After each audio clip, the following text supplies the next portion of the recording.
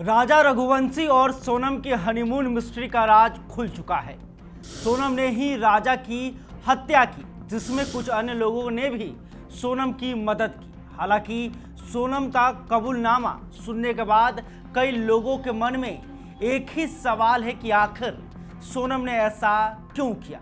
शादी के चंद दिनों में ही सोनम ने पति की मौत की साजिश क्यों रच डाली। नमस्कार, आप दर्श न्यूज देख रहे हैं, मैं हूं परमबीर सिंह।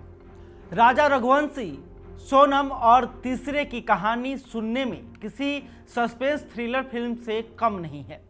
एक हनीमून जो खुशियों से शुरू हुआ, लेकिन मेघालय की खूबसूरत वादियों में कत्ल और साजिश का ऐसा मंजर बन गया जिसने पूरे देश को हिलाकर रख दिया। आज हम इस मर्डर मिस्ट्री की परतें खोलेंगे, तो चलिए शुरू करते हैं। 11 मई 2025 इंदौर का सहकार नगर। 28 साल के राजा रघुवंशी एक मध्यम वर्गीय ट्रांसपोर्ट कारोबारी और उनकी मंगेतर सोनम रघुवंशी की शादी धूमधाम से होती है। दोनों परिवारों की राजामंदी, रिश्तों की खुशियां और एक नई जिंदगी की शुरुआत। राजा, जो अपने शांत स्वभाव और मेहनत के लिए जाने जाते थे, उन्होंने हनीमून के लिए महीनों पहले से प्लानिंग शुरू कर दी थी। सोनम, जो अपनी सास उमा को रोज फोन करती थी, अपनी धार्मिकता और मधुर व्यवहार के लिए जानी जाती थी।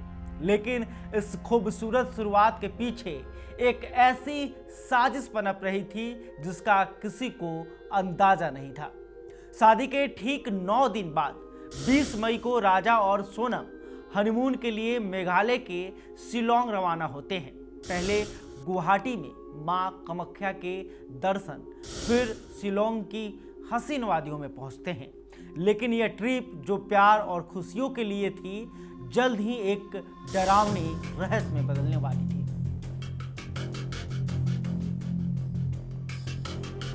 22 मई को राजा और सोनम शिलोंग के मावल खियाट गांव पहुंचे। किराए की स्कूटी से वो नोरगियाट गांव के मशहूर double decker living roots bridge देखने गए।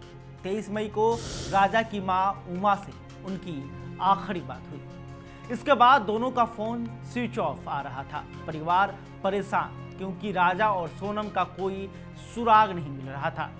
24 मई को उनकी स्कूटी सोहारा में लवारिस स्थिति में मिली। परिवार के 2 सदस्य तुरंत शिलोंग पहुंचे। 10 दिन की बेकरार तलाश के बाद 2 जून को मेघालय पुलिस को सोहरा के वई सोडांग झरने के पास एक गहरी खाई में राजा का सड़ा गला शव मिला। पोस्टमार्टम से पुष्टि हुई कि राजा की हत्या एक धारदार हथियार दाव से की गई थी। लेकिन सोनम, वो अभी लापता थी। क्या वो अपहरण का शिकार हुई थी या इसके पीछे कोई और साजिश थी? ये सवाल उठ रहे थे। शिलांग पुलिस ने एक विशेष जांच दल एसआईटी बनाया। शुरुआत में परिवार को लगा कि ये लूट और अपहरण का मामला हो सकता है, क्योंकि राजा की सोने की चेन, अंगूठियां और पर्स गायब थे। लेकिन 9 जून को मेघालय पुलिस ने एक चौंकाने वाला खुलासा किया। सोनम, जो अब तक लापता मानी जा रही थी, वो उत्तर प्रदेश के गाजीपुर में एक ढाबे पर मिली और वो अकेले नहीं थी। पुलिस ने सोनम समेत 4 लोगों को गिरफ्तार किया। मेघालय के डीजीपी इदासिसा नोंगरांग ने बताया कि सोनम ने ही अपने पति राजा की हत्या की साजिश रची थी। इस साजिश का मास्टरमाइंड था सोनम का प्रेमी राज कुशवाहा। पुलिस सूत्रों के मुताबिक सोनम का राज कुशवाहा से 5 साल से अफेयर चल रहा था। शादी के बाद भी सोनम राज से लगातार संपर्क में थी। शादी के 6 दिन बाद ही सोनम और राज ने राजा को रास्ते से हटाने की योजना बनाई। योजना के तहत सोनम ने राजा को शिलोंग ले जाने का प्लान बनाया।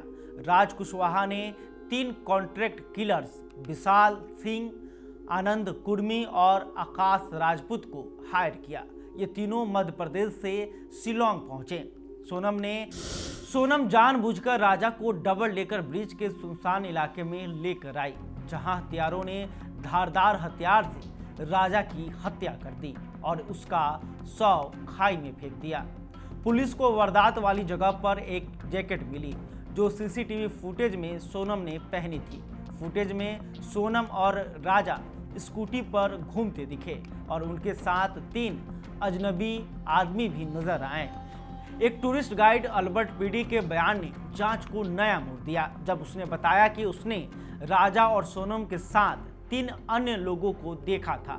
सोनम ने पूछताछ में हत्या की बात कबूल कर ली। उसने बताया कि वो और राज कुशवाहा हत्या के बाद गाजीपुर से गोरखपुर होते हुए नेपाल भागने की फिराक में थे, लेकिन सोनम के पिता देवी सिंह ने इन आरोपों को खारिज किया। उनका कहना था कि उनकी बेटी बेगुनाह है और मेघालय पुलिस ने उसे फंसाने के लिए झूठी कहानी गढ़ी है। वो सीबीआई जांच की मांग कर रहे हैं। तो देखिए, ये थी इंदौर के राजा रघुवंशी मर्डर मिस्ट्री की कहानी।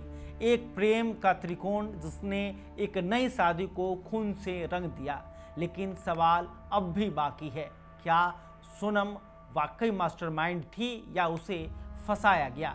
क्या इस साजिश के पीछे कोई और सच छिपा है? आप क्या सोचते हैं? कमेंट में बताएं। और अगर आपको ये कहानी पसंद आई तो लाइक, शेयर और सब्सक्राइब करना ना भूलें। बहुत बहुत धन्यवाद।